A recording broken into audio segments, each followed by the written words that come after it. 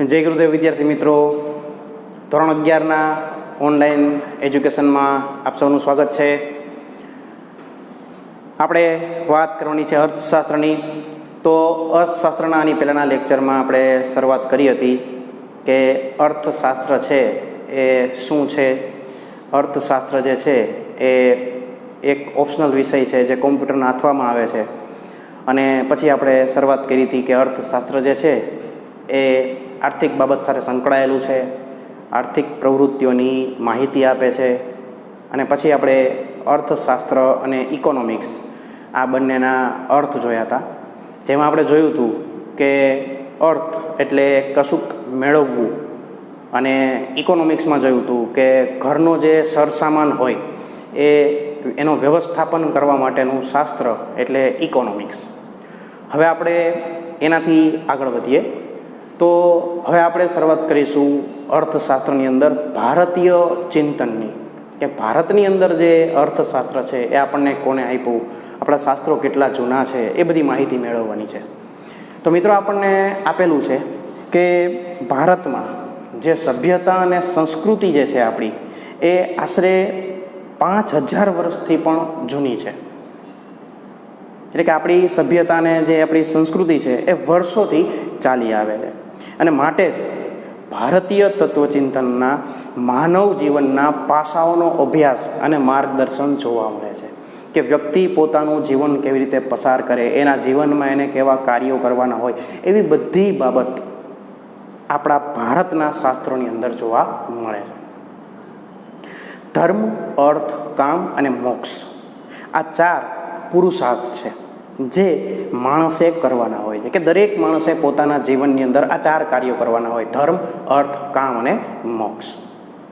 જેમાંથી આપણે જે આ 4 મુખ્ય ઉદ્દેશ્ય છે એમાંથી આપણે વાત કરવાની છે અર્થની, એટલે કે આર્થિક પ્રવૃત્તિની. કારણ કે આપણું અર્થશાસ્ત્ર જે છે એ પણ આર્થિક પ્રવૃત્તિની સાથે સંકળાયેલું શાસ્ત્ર છે. આમાં આપણને એમ કહેવું છે કે કશુંક મેળવવાની અપેક્ષા સાથે થતી પ્રવૃત્તિ એ અર્થપૂર્ણ પ્રવૃત્તિ છે. કે કોઈ પણ પ્રવૃત્તિ થતી હોય પણ એ પ્રવૃત્તિની પાછળ તમારો કશુંક મેળવવાનો હેતુ હોય તો એ અર્થપૂર્ણ પ્રવૃત્તિ કહેવાય, આર્થિક પ્રવૃત્તિ કહેવાય. અને અત્યારે દરેક વ્યક્તિ જે છે એ જે કાર્ય કરે છે એની પાછળ એને કશુંક મેળવવાનો ઉદ્દેશ્ય હોય છે. જીવન નિર્વાહ અને ભૌતિક સુખની પ્રાપ્તિ માટે અર્થોપાર્જન કરવું પડે, એટલે કે આવક મેળવવી પડે, અને આ માણસનું કર્તવ્ય છે. કે જો આપણે જીવનની અંદર સુખ પ્રાપ્ત કરવા માગતા હોય, આપણું જીવન ચલાવવા માગતા હોય, ભૌતિક સુખ સગવડતાના સાધનો મેળવવા માગતા હોય, તો આપણે આવક પ્રાપ્ત કરવી પડે, આર્થિક પ્રવૃત્તિ કરવી પડે.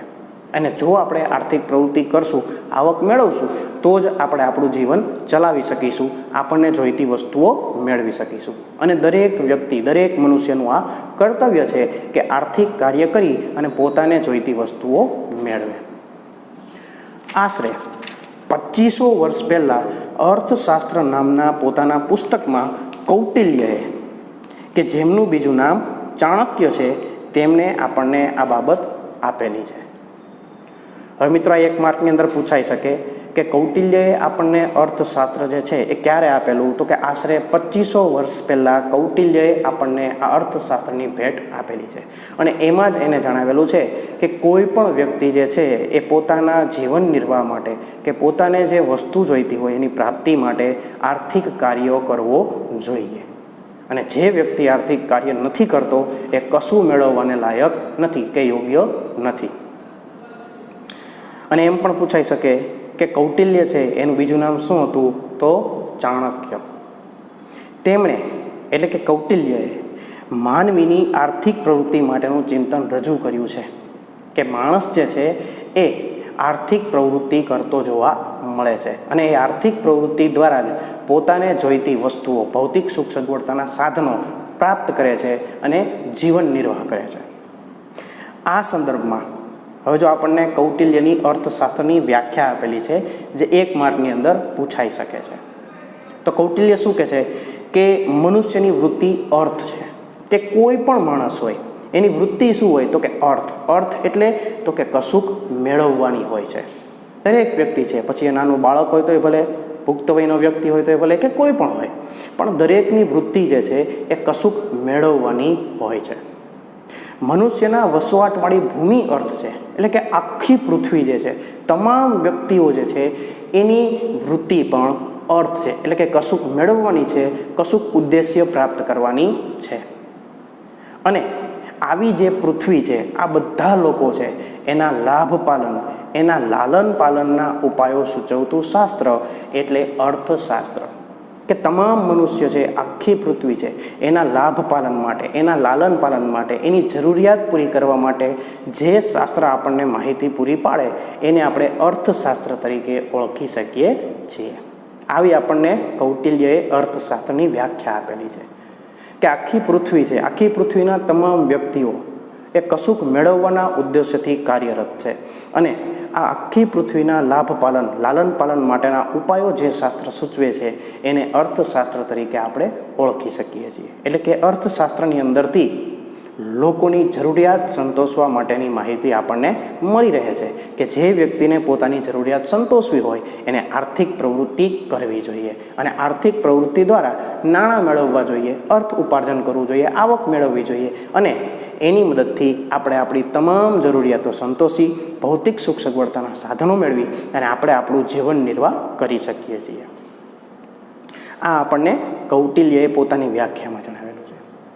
પણ કૌટિલ્યએ જે આપણને અર્થશાસ્ત્ર આપેલું છે એ શુદ્ધ અર્થશાસ્ત્ર નથી, એકલું અર્થશાસ્ત્ર નથી, પણ કૌટિલ્યના અર્થશાસ્ત્રની અંદર નીતિશાસ્ત્રની ઝલક જોવા મળે છે.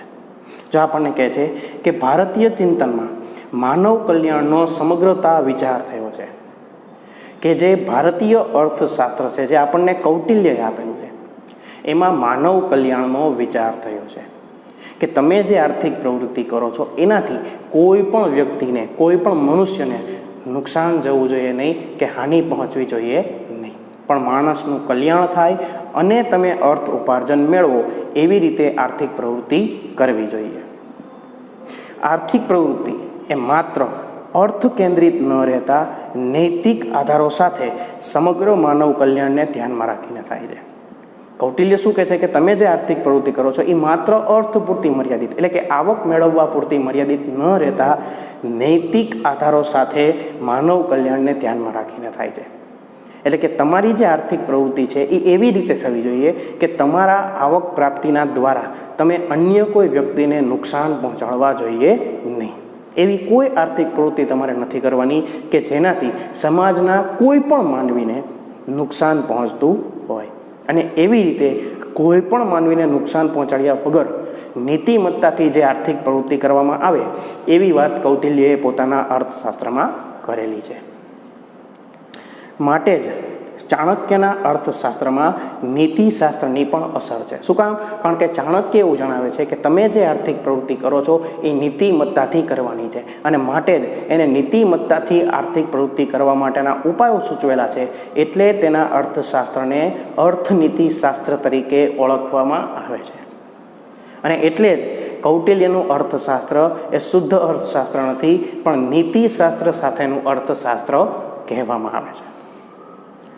કે છે આગળ કે વળી ચાણક્ય મોટા ભાગના આર્થિક વિચારોમાં જાહેર અને સામૂહિક વર્તનવાળી આર્થિક પ્રવૃત્તિ જ કેન્દ્ર સ્થાને છે.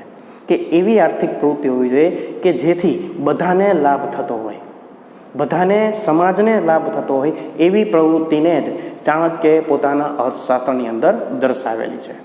ખાસ તો રાજાશાહી રાજ્ય વ્યવસ્થા. હવે જો આપણને દર્શાવે છે કે ચાણક્યએ પોતાના અર્થશાસ્ત્રની અંદર કઈ બાબતને ધ્યાનમાં રાખીને આપણને માહિતી આપેલી છે, તો રાજાશાહી રાજ્ય વ્યવસ્થા, પછી કૃષિ પ્રધાન અર્થવ્યવસ્થા, આ બંનેને ધ્યાનમાં રાખી અને કૌટિલ્યએ પોતાના અર્થશાસ્ત્રની અંદર આ બધી બાબતો દર્શાવી અને આપણને અર્થશાસ્ત્રની ભેટ આપેલી છે. કૌટિલ્યએ આપણને જે અર્થશાસ્ત્ર આપેલું છે એ અર્થનીતિશાસ્ત્ર છે. અને એના અર્થશાસ્ત્રની અંદરથી આપણને ખ્યાલ આવે છે કે કોઈ પણ મનુષ્ય હોય એ પોતાના લાભ પાલન, લાલન પાલન, ઉદ્દેશ્યોની પ્રાપ્તિ કે ઘરના સરસામાનની જે વ્યવસ્થા છે એની માહિતી જેમાંથી પ્રાપ્ત કરે છે એવા શાસ્ત્રને અર્થશાસ્ત્ર તરીકે ઓળખવામાં આવે છે. આ તો વાત કરી આપણે કૌટિલ્યના અર્થશાસ્ત્રની, એટલે કે અર્થશાસ્ત્રના ભારતીય ચિંતનની. પણ આપણે જે મુખ્ય અભ્યાસ કરવાનો છે આના સિવાય એ છે પશ્ચિમી સંસ્કૃતિની અંદર અર્થશાસ્ત્રનો ઉદ્ભવ, પશ્ચિમના દેશોની અંદર અર્થશાસ્ત્રનો ઉદ્ભવ અને પશ્ચિમી અર્થશાસ્ત્રીઓ વિશે આપણે માહિતી હવે મેળવવાની છે. તો પશ્ચિમની અંદર અનેક અર્થશાસ્ત્રીઓ થઈ ગયા કે જેણે આપણને અર્થશાસ્ત્રના ઘણા બધા નિયમો આપેલા છે. તો આપણે પશ્ચિમી સંસ્કૃતિની અંદર અર્થશાસ્ત્રની શરૂઆત જે છે એ પાયાથી કરશું, કે જેવી રીતે ભારતીય અર્થતંત્રનું ચિંતન છે એમાં ચાણક્યએ સૌથી પહેલાં આપણને અર્થશાસ્ત્ર આપેલું છે, અર્થનીતિશાસ્ત્ર આપેલું છે. તો એવી રીતે પશ્ચિમના દેશમાં અર્થશાસ્ત્રનો ઉદ્ભવ કોણે કર્યો અને એમ કરી અને અર્થશાસ્ત્ર આગળ કેમ વધ્યું, આવી બધી માહિતી હવે આપણે મેળવવાની છે. તો જો આપણને સમજાવે છે કે તત્વચિંતક એરિસ્ટોટલે ઇકોનોમિકા નામનું પુસ્તક લખેલું અને આર્થિક ચિંતન રજૂ કર્યું. જો મિત્રો આ ખાસ યાદ રાખવું, 1 માર્કનો પ્રશ્ન પૂછાય કે પશ્ચિમના દેશમાં અર્થશાસ્ત્ર કોણે આપેલું, સૌથી પહેલાં શરૂઆત કોણે કરેલી, તો એરિસ્ટોટલ. આ ખાસ યાદ રાખવાનું. અને જો એમ પ્રશ્ન પૂછાય કે અર્થશાસ્ત્રનો સ્વતંત્ર અભ્યાસ પશ્ચિમમાં દેશમાં કોને કર્યો, તો એરિસ્ટોટલ નહીં આવે, પણ હમણાં આગળ આવશે ત્યારે હું તમને યાદ કરાવીશ કે આ જવાબમાં એરિસ્ટોટલ લખવાનું અને આ જવાબમાં આ લખવાનું. પણ એરિસ્ટોટલ છે એને ઇકોનોમિકા નામના પુસ્તક લખી અને આપણને અર્થતંત્ર એટલે કે પશ્ચિમના દેશોને અર્થશાસ્ત્રની ભેટ આપી. પણ ઔદ્યોગિક ક્રાંતિ થઈ અને ઔદ્યોગિક ક્રાંતિ બાદ જેમ ઉદ્યોગ ક્ષેત્રે સૂક્ષ્મ શ્રમ વિભાજન થયું, એટલે કે જે કાર્યના ભાગ પડી ગયા, અલગ અલગ વ્યક્તિઓ વચ્ચે, અલગ અલગ ક્ષેત્રો વચ્ચે કાર્યનું વિભાજન થઈ ગયું અને વિશિષ્ટીકરણ થયું.